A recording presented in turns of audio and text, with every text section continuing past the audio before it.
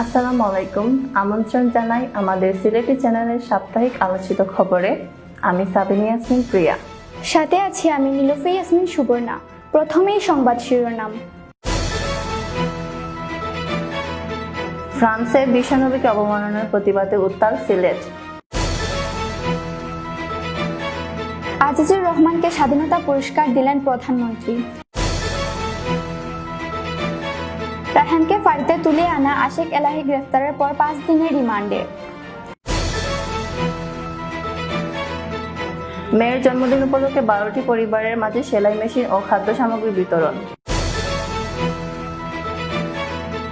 কাফনের কাপড় মাথায় বেঁধে রায়হানের পরিবারের অনশন। জুড়িতে ভয়াবহ অগ্নিকাণ্ডে পুড়ে গেছে ব্যবসা প্রতিষ্ঠান। মৌলভীবাজার পলিটেকনিক শিক্ষার্থীদের মানববন্ধন। 8 মাস পর খুলতে যাচ্ছে মাধবকুণ্ড জলপ্রপাত, লাউয়াছড়া ও সাতছড়ি উদ্যান। রায়হানকে পুলিশ বাড়িতে ধরে নিয়ে যাওয়া সেই এসআই গ্রেফতার। কোলারা হাসপাতালে শিশুর মৃত্যু নিয়ে উত্তেজনা। সাদা পাথর নিরাপত্তাহীনতায় হাজারো পর্যটক। শাস্তাগঞ্জে বাল্যবিবাহ বন্ধ করেছে প্রশাসন। ফ্রান্সে মহানবী হযরত মুহাম্মদ সাল্লাল্লাহু আলাইহি ওয়াসাল্লামকে কটাক্ষ করে ব্যঙ্গচিত্র প্রদর্শনের প্রতিবাদে সিলেটে বিক্ষোভ সমাবেশ করা হয়েছে। শুক্রবার 30 অক্টোবর বাদ জুম্মা নগরের বিভিন্ন মসজিদ থেকে ধর্মপ্রাণ মুসল্লিরা দলে দলে মিছিল সহকারে কোর্ট পয়েন্টের বিক্ষোভে এসে জামায়াত হন। পরে সেখান থেকে সবাই একত্রে বিশাল মিছিল নিয়ে বের করেন। বিক্ষোভ মিছিলটি নগরের বিভিন্ন গুরুত্বপূর্ণ পয়েন্ট প্রদক্ষিণ করে ফের কোর্ট পয়েন্টে এসে শেষ হয়। ফ্রান্সের রাষ্ট্রীয় মদদে মহানবী হযরত মুহাম্মদ সাল্লাল্লাহু আলাইহি সাল্লামের ব্যঙ্গচিত্র প্রদর্শন ও অবমাননার প্রতিবাদে মৌলভীবাজারে বিক্ষোভ মিছিল ও সমাবেশ অনুষ্ঠিত হয়েছে। ফ্রান্সের রাষ্ট্রীয় পৃষ্ঠপোষকতায় মহানবী হযরত মুহাম্মদ সাল্লাল্লাহু আলাইহি ওয়াসাল্লামের ব্যঙ্গচিত্র প্রদর্শনের প্রতিবাদে এবং ফ্রান্সের পণ্য জাতীয়ভাবে বয়কটের দাবিতে বিক্ষোভ মিছিল ও প্রতিবাদ সভা। সারা দেশের ন্যায় মৌলভীবাজার বেশ কয়েকটি ইসলামিক সংগঠন ও সামাজিক সংগঠন বিক্ষোভ মিছিল ও প্রতিবাদ সভা করে। 30 অক্টোবর 2020 ইংরেজি শুক্রবার মৌলভীবাজার মসজিদ হইতে বাদ জুমা স্বপ্নের ঢেউ সমাজকল্যাণ সংস্থা মৌলভীবাজার জেলা শাখা কর্তৃক বিক্ষোভ মিছিল হয়ে শহরের কুসুমবাগ এসআর প্লাজার সামনে প্রতিবাদ সভা করা হয়। উক্ত প্রতিবাদ সভায় বক্তারা ব্যঙ্গচিত্র প্রদর্শনের প্রতিবাদ করেন ও ফ্রান্সের পণ্য জাতীয়ভাবে বয়কট করে জোর দাবি জানান।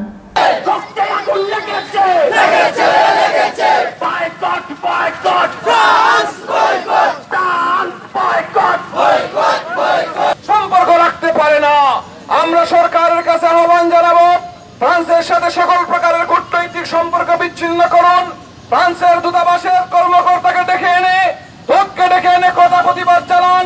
ফ্রান্সের যত কোম্পানি আছে, ঔষধ কোম্পানি সহ, সানোফি কোম্পানি সহ, সব কোম্পানির ঔষধ বাংলাদেশ সহ মুসলিম বিশ্ব বঙ্গবন্ধু সহচর জেলা পরিষদের সাবেক চেয়ারম্যান বীর মুক্তিযোদ্ধা গণপরিষদের সদস্য আজিজুর রহমানকে স্বাধীনতা পুরস্কার 2020 প্রদান করা হয়েছে। 29 অক্টোবর বৃহস্পতিবার সকাল 10:30টায় প্রধানমন্ত্রী শেখ হাসিনার রাজধানীর উসমানী স্মৃতি মিলনায়তনে এই পুরস্কারে ভূষিতদের হাতে পদক তুলে দেন। আজিজুর রহমানের পক্ষে পুরস্কার গ্রহণ করেন তার ভাই সাবেক জেলা মুক্তিযোদ্ধা কমান্ডার জামাল উদ্দিন। প্রধানমন্ত্রী শেখ হাসিনা গণভবন থেকে ভিডিও কনফারেন্সের মাধ্যমে এই অনুষ্ঠানে অংশগ্রহণ নেন। এ সময় তিনি আজিজুর রহমানকে শ্রদ্ধার সাথে স্মরণ করেন, তার আত্মার মাগফিরাত কামনা করেন। পুলিশ হেফাজতে নিহত রায়হান আহমেদকে বন্দরবাজার ফাঁড়িতে তুলে নিয়ে আসা সরকারি উপপরিদর্শক এসআই আশিক এলাহিকে গ্রেফতারের পর আদালতের মাধ্যমে 5 দিনের রিমান্ডে নেওয়া হয়েছে। একই সাথে এই মামলার ওপর অভিযুক্ত কনস্টেবল হারুনুর রশিদকে দ্বিতীয় দফায় 3 দিনের রিমান্ডে নেওয়া হয়েছে।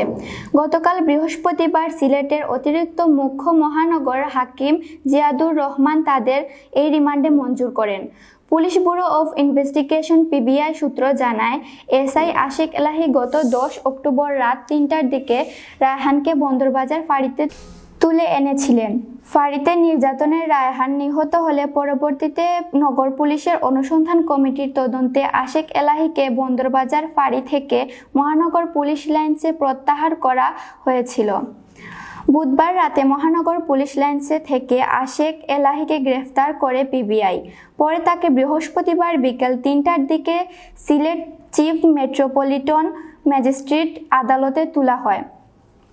শুনানিকালে রায়হান হত্যার মামলার তদন্ত কর্মকর্তা পিবিআইর ইন্সপেক্টর মুহিদুল ইসলাম তাকে 7 দিনের রিমান্ডে নেয়ার আবেদন করলে 5 দিনের রিমান্ড মঞ্জুর করেন আদালত।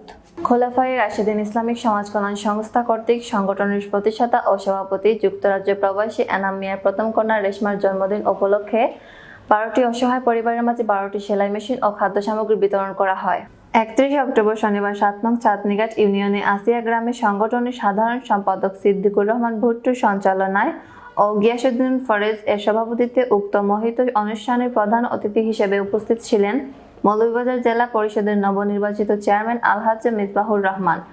বিশেষ অতিথি হিসেবে উপস্থিত ছিলেন বাংলাদেশের আওয়ামী লীগ মৌলভীবাজার জেলা শাখার সাংগঠনিক সম্পাদক অ্যাডভোকেট রাধাপদ দেব সজল, প্রেস ক্লাবের সাধারণ সম্পাদক পান্না দত্ত, মৌলভীবাজার জেলা যুবলীগের যুগ্ম সাধারণ সম্পাদক সৈয়দ সেলিম হক, আব্দুল মুমিন তুহিন, সোহেল আহমেদ, আনোয়ার আহমেদ প্রমুখ।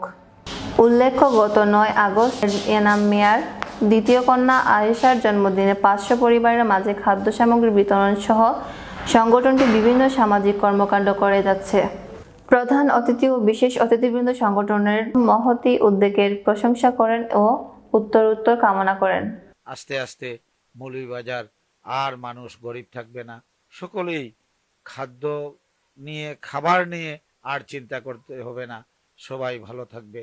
আমি আবারও আপনাকে এবং আপনার মেয়ে রেশমার জন্মদিনে আপনার মতো, আপনার বাবাও আমি শুনেছি যে অত্যন্ত দানশীল ব্যক্তি ছিলেন এবং নীরবে দান করতেন, আপনিও যেভাবে করছেন ঠিক তেমনিভাবে আপনার মেয়েও এভাবেই মানুষকে সাহায্য সহযোগিতা করবে, মানুষের মতো মানুষ হবে, এটাই আমার প্রত্যাশা। সবাইকে ধন্যবাদ।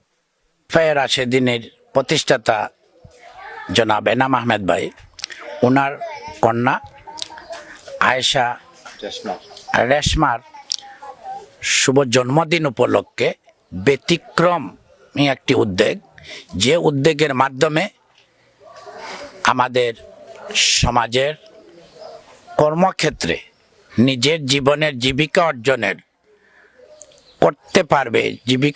করতে পারবে, নিজেকে একটি কাজের মাধ্যমে প্রতিষ্ঠিত হওয়ার চিন্তাধারা মাথায় এনে প্রায় 20টি সেলাই মেশিন আর কিছু খাদ্য সামগ্রী উপহার স্বরূপ দিয়েছেন।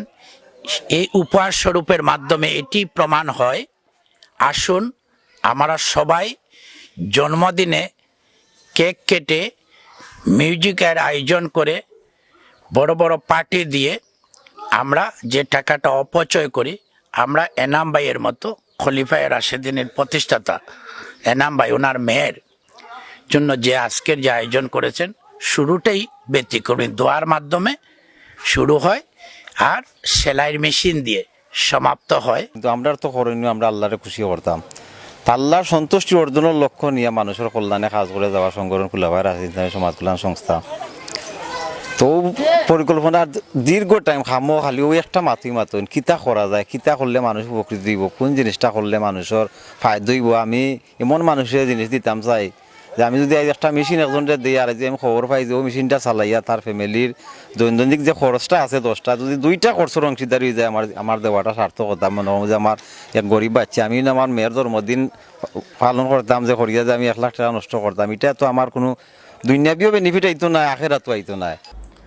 সিলেটে পুলিশি নির্যাতনের যুবক রায়হান হত্যার সঙ্গে জড়িতদের দ্রুত গ্রেপ্তার ও ফাঁসির দাবিতে বন্দরবাজার পুলিশ ফাঁড়ির সামনে অনশন কর্মসূচি পালিত হয়েছে। রোববার সকাল 11টায় শুরু হওয়া এ কর্মসূচিতে রায়হানের মা সালমা বেগমের সাথে ছিলেন রায়হানের চাচা, চাচি, মামা, খালা ও আত্মীয়স্বজন, আখালিয়া এলাকাবাসী। এ সময় রায়হানের মাকে আমার ছেলে কবরে, খুনি কেন বাহিরে স্লোগান লেখা ফেস্টুন হাতে বসে থাকতে দেখা যায়। অন্যদের হাতে থাকা ফেস্টুন লেখা বোন বলে ডাকবে কে, আমার ভাইকে ফিরিয়ে দে। ফাঁসি দিয়ে প্রমাণ করো, পুলিশ নয় জনগণ বড় ইত্যাদি স্লোগান। বিকেল 4:30টার দিকে এই কর্মসূচির রূপ নেয় তীব্র আন্দোলনে। আন্দোলনকারীরা বন্দরবাজার রাস্তা অবরোধ করে বিক্ষোভ শুরু করেন। এ সময় রাস্তার দুপাশে তীব্র যানজট সৃষ্টি হয়। খবর পেয়ে দ্রুত ঘটনাস্থলে ছুটে যান সিটি কর্পোরেশনের মেয়র আরিফুল হক চৌধুরী সহ কয়েকজন কাউন্সিলর। এরপর বিকেল 4:45টার দিকে রায়হানের মাকে সান্ত্বনা দিয়ে জুস পান করে অনশন ভাঙন মেয়র আরিফ। পরে বিক্ষোভকারীরা অবরোধ তুলে দেয়। মৌলভীবাজারের জড়িতে ভয়াবহ অগ্নিকাণ্ডে পুড়ে গেছে রাজমহল সুইটস নামের একটি ব্যবসা প্রতিষ্ঠান। এতে 60 লক্ষাধিক টাকার ক্ষয়ক্ষতি হয় বলে জানা যায়। বৃহস্পতিবার 29 অক্টোবর রাত 10:15টায় উপজেলায় ভবানীগঞ্জ বাজারস্থ হাজী ইনজাদ আলী মার্কেটে ঘটেছে। দোকান মালিক মিজানুর রহমান বাবলু জানান, রাত 10টায় দোকান বন্ধ করে বাসায় যাই। এ সময় আগুন লাগার খবর পেয়ে ছুটে আসি। আগুন দেখে স্থানীয় ব্যবসায়ী ও পথচারীরা এগিয়ে এসে পানি ছিটিয়ে আগুন নিয়ন্ত্রণ করেন। পরে কুলাউড়া ও বড়লেখা ফায়ার সার্ভিস 3টি ইউনিট এসে আগুন নেভায়। তিনি বলেন, দোকানের একটি ফ্রিজের কম্প্রেসর বিস্ফোরণ হয়ে আগুনের সূত্রপাত হয়। এতে 60 লক্ষাধিক টাকার ক্ষয়ক্ষতি হয়েছে। ডিপ্লোমা ইঞ্জিনিয়ারিং সব সেশনের পরীক্ষা দ্রুত নিশ্চিত করা সহ 8 দফা দাবিতে মৌলভীবাজারে মানববন্ধন করেছে মৌলভীবাজার পলিটেকনিক ও টেকনিক্যাল কলেজের শিক্ষার্থীরা।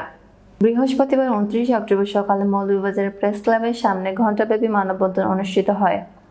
মৌলভীবাজার পলিটেকনিক ইনস্টিটিউটের শিক্ষার্থী জামির আহমেদের সভাপতিত্বে মানববন্ধনে বক্তব্য রাখেন সাব্বির আহমদ, নুরুল আহমদ, কোকন আহমদ, রিপন আহমদ ও ফাহমিদ আক্তার।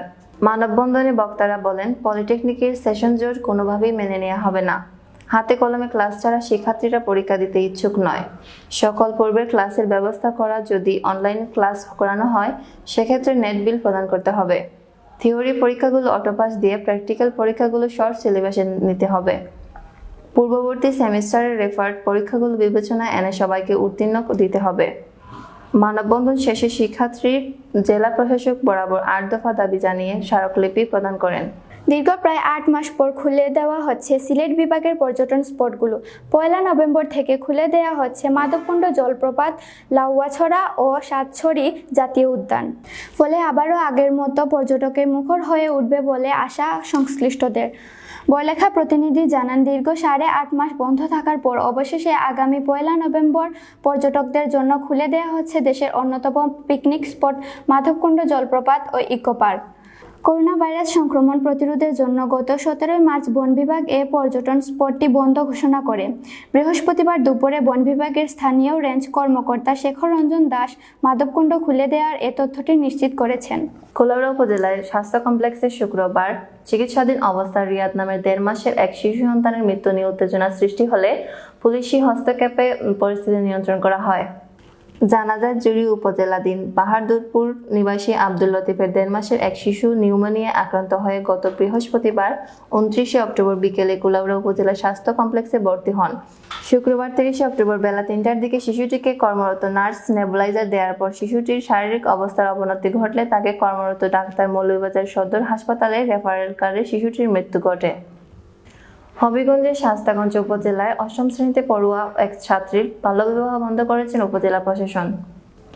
একই সাথে মেয়ের প্রাপ্ত বয়স না হওয়া পর্যন্ত বিয়ে দিবে না বলে উপজেলা প্রশাসনের কাছে মুচলেখা দিয়েছেন পিতা।